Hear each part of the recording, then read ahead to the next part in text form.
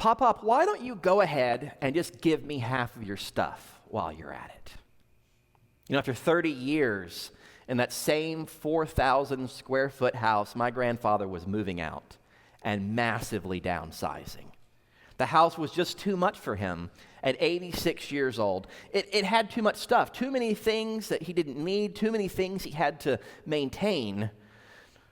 Plus, it now had too many memories. The year before, we had said goodbye to my grandmother suddenly and unexpectedly, and now the house, despite being filled with items from 60 years of marriage and 30 years of living in Beaumont, now it felt empty. So he had to downsize, at least for his own sanity. He was moving into an independent apartment attached to a nursing home in town, which would be great for him. But going from a 4,000 square foot house to maybe a 900 square foot apartment, if he was lucky, was a dramatic change. That's why we hired an estate sale company. But before they came in and turned the house upside down, my granddad encouraged us to go through the house and essentially take what we wanted. Ask him first, but take what we wanted. Amanda and I were getting married that year, a few months later. So this was a great opportunity for us to get some quality furniture and some other items for nothing. We had nothing. I was in grad school. She had just graduated from A&M. We didn't have anything. So we went and we took a couch here, a table there, and plenty of kitchen items so we could stock our new apartment in Durham. I have to say, though, as helpful as this was for us, this entire downsizing process was emotionally exhausting. I knew that house like the back of my hand. I knew where everything was, every picture, every piece of furniture, every pot and pan in the kitchen. I knew where it was. I can still vividly picture every single room in that house. They had lived there my whole life. And now to see the house that my grandparents had filled, that my grandmother had decorated, reduced to bare walls and garage sale tables, loaded down with various items they had collected from all of their international travels, that was more than we could handle most days. But I want you to imagine, in the midst of that, in the midst of my grandfather's generosity, in the midst of that stressful, exhausting, grief-filled process, that I pulled my granddad aside and said, why don't you go ahead and give me half your stuff? Why don't you go ahead and just give me half your stuff anyway? Andrew and I are your only grandchildren. It's going to end up with us anyway, probably. So just go ahead and make it happen today. Let's go ahead and settle this. And while you're at it, let's pull up your retirement, your investments, your other real estate, your company that you've created after you retired. Why don't we go ahead and split that up too? Just be done with it. I'll take my half and be on my way. Can you imagine his reaction? He may have been 86, but he was 6'3". I'm 5'8" with these boots on. He'd have killed me. He'd have ripped my head off right there. He was a big man. As non-big as I am, is as big as he was. He'd have killed me right there. It freaks me out just thinking about it right now. But that's the basis for the parable that Jesus tells the people who are gathering around him that day. The crowd, Luke tells us, is made up of both sinners and tax collectors. These people are the bottom rung of Israelite society. They're prostitutes, they're lepers, they're foreigners. And in the case of the tax collectors, they are Jews who sold out their own people for a seat at the Roman table. To put it mildly, these people are despised, especially by the religious leaders and the Pharisees who see these men and women gathering around Jesus. That's why they grumble. This man, this supposed teacher, welcomes sinners and eats with them. To eat with someone in the Middle East is to be accepted by them, is to accept them. And these people, as far as these religious leaders were concerned, were not to be accepted. You can just hear them saying, these people never come to our church services. Why would they want to hear Jesus teaching? he must not be preaching the truth. He must be preaching whatever it is they want to hear. That's why they go listen to him. Can you hear that? Can you hear that in 2024? Jesus hears this. He knows what's in their hearts. So this is why he launches into a series of parables about finding lost things, a sheep, a coin, and even a son. The parable of the lost son, or the parable of the prodigal son, as most of us know it, is probably one of Jesus' most famous parables.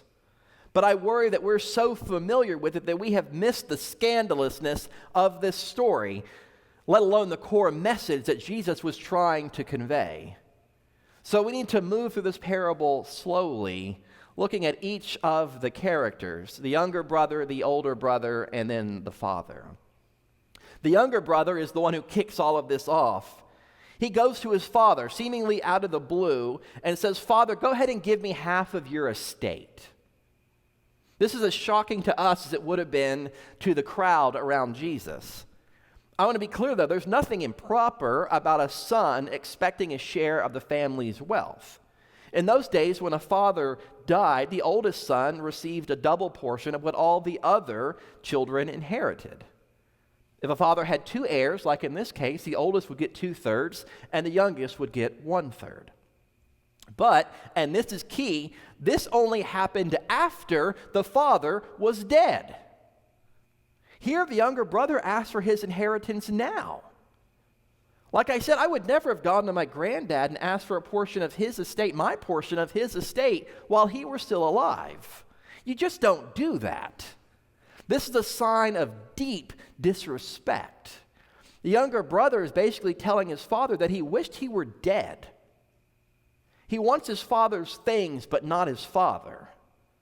His relationship to his father has always been a means to an end of enjoying his wealth. And now he's tired of that relationship. He wants out. Now, give me what is mine, he says. The father's response, though, is probably even more shocking. He says yes. First century Israel's culture was intensely patriarchal. So lavish expressions of deference and respect for elders, especially your own parents, was absolutely expected. A traditional Middle Eastern father would normally respond to this kind of request by driving his son out of the family. But instead, here in this parable, the father says yes. Jesus says he simply divided his property between them. Now, until I was studying this passage deeply this week, did I notice that the Greek word translated as property here is actually the word bios. It's where we get the word biology or biography. It means life. So Jesus is saying the Father divided his life between them. This really underscores the gravity of the whole situation. The Father is giving up part of his life, like cutting off one of his limbs and giving it to his son. What an unexpected gift. We also need to realize that the father's assets would have been primarily in real estate. He couldn't just write a check or call a stockbroker and say, "Let's cash out, my son wants some money." He would have had to sell his land holdings. And for us, we're mobile people. That doesn't mean a thing to us. We live in cities, we buy and sell property without much thought. We need a bigger house, we need a downsize, we stick a for sale sign in the yard and rock on. Not in ancient Israel. Their land was a part of their identity. To lose a part of your land, your family's land, was to lose a part of yourself, as well as lose a major share of your standing in the wider community.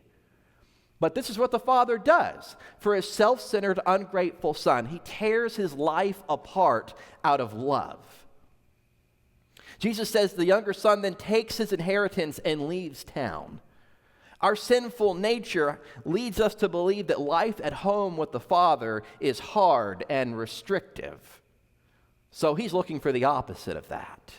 And he finds it, squandering his wealth in wild living. And we can imagine what that looks like, can't we? We've seen everything from young celebrities to athletes who hit it big, and they burn through every single penny they have, right? Or people who win the lottery, and they're broke in a couple of years. In the case of the athletes and the celebrities, they burn it all on prostitutes, drugs, whatever else they can find. I imagine this guy did something similar, flushing it all down the drain. But just as his debit card starts getting declined, a severe famine also breaks out across the land. He's broke and now he's hungry, and he's forced to hire himself out to a local pig farmer. And in Jewish society, this was unthinkable. Pigs were seen as unclean, and no self-respecting Jew would ever associate with pigs. But that's how bad things are for this guy. He's reduced to living with and caring for a bunch of smelly pigs. And all of that fun has turned into famine, an emptiness in his stomach, matched by an emptiness in his wallet and his soul. So while he's literally down in the mud with these pigs, he is at rock bottom. And Jesus says he comes to himself, and he devises a plan. First, he will go back to his father to admit that he was wrong, that he had forfeited his right to be a son. And secondly, he would ask his father to make him like one of the hired servants. Now, this is a very specific request. Regular servants would have worked and lived on the estate. But hired servants were various kinds of tradesmen and craftsmen who lived in local villages and earned a wage. So it's likely the son's strategy was something like this. He had disgraced his family, and with it disgraced his entire community. He was dead to them, as the father would later describe it. An apology was not sufficient for that kind of sin. You had to make restitution. This is why the son plans to say, Father, I know I don't have a right to come back into the family, but if you apprentice me to one of your hired servants so I can learn a trade and earn a wage, then I can begin to work to pay off my debt. That's the plan, anyway. And after he rehearses his speech there in the pigsty, he feels like he's ready to confront his father, and he begins that long journey home. The younger brother comes within sight of the house. As he comes around the corner on the road, his father sees him. His father has been watching and waiting day and night since he left. And what does the father do? What does the father do? He runs to him. No Middle Eastern patriarch would ever run. It doesn't happen. Running was unbecoming. It was undignified. It's something that women and young men and boys do, not grown men, not men who control a large estate. But this father runs. He runs. He shows his emotions openly. He grabs his son. He falls on him and starts to kiss him. Can you imagine how shocked the son must have been? He's expecting a beating. He's expecting his dad to meet him at the front door with a belt in his hand. But no, his father embraces him. He tries to start an apology, to beg for forgiveness, to ask to be treated like a hired servant, but his father cuts him off. The father said to the servants, "Quick, bring the best robe and put it on him. Put a ring on his finger and sandals on his feet." The best robe in the house would be the father's own robe. So this would be an unmistakable sign of restoration, of a restored standing in the family. This is the father essentially saying, I'm not going to wait until you pay off your debt. I'm not going to wait until you've groveled enough. You are not going to earn your way back into this family. I'm just going to take you back. I'm going to take you back right now. You are my son. I will cover your nakedness, your poverty, and your rags with my robes of honor. He even has his servants prepare a feast to celebrate his son's return home. He has them kill the fattened calf so that it could be used as the main course. And in those days, most meals did not have meat. Meat was an expensive delicacy. Meat was saved for special occasions and parties, but no meat was more expensive than the fattened calf. To throw that kind of feast, that kind of party, was something that only happened on the rarest of occasions, and the entire town would have been invited. You just know word spread quickly. And soon there was a full-blown feast going on with music and dancing and all to celebrate the restoration of the younger brother, because he was dead and is alive again. He was lost and is found. What an amazing scene. What an amazing story. It is hard to imagine a more uplifting parable than this. Jesus is such a master storyteller. There's so much here. You could preach on this for weeks. For starters, though, we need to realize that the father here stands in for God, and that the younger brother is the sinners, the tax collectors, and all the other outcasts who have gathered around Jesus. So with that in mind, we can say a few important things. And first, that the Father who gives us freedom to leave also graciously gives us the ability, the freedom to return. God is not going to force you to live in his house or in his kingdom, so you can wander away. God gives you that ability. But God also eagerly waits to welcome you home. In fact, the other two parables before this, the lost sheep and the lost coin, describe God as beating the bushes and turning over the furniture, looking high and low for those that are lost, for those who have wandered away. But second, we see that the Father takes back his son, not as a slave, not as a hired servant, but as a child with full rights and privileges. Those who have forsaken God, who have turned away, who have abused his love, they are still welcomed back into the family with open arms.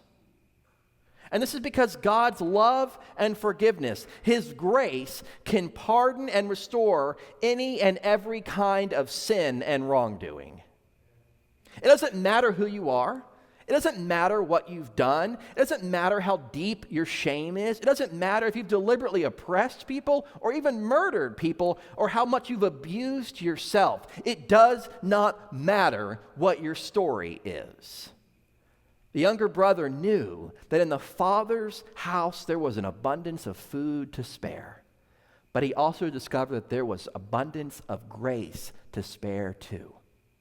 There is no evil that the Father's love cannot pardon and cover. There is no sin that is a match for his grace. You see, the story of the younger brother is the story of the prodigal nature of God's grace. His grace is lavish, extravagant, even seen as wasteful and reckless by those who turn their noses up at such an amazing gift of love. Jesus shows us the Father pouncing on his son in love, not only before he has a chance to clean up his life and show proof of a changed heart, but even before he can get a confession out. Nothing, not even maximum levels of remorse, can earn God's favor. The Father's love and acceptance are absolutely free. And not only is it free, but it is transformational. Salvation is transformational. The younger brother goes from a wretched, smelly, mud-covered sinner asking to be made a servant just to get back into his father's house, and is completely and totally changed.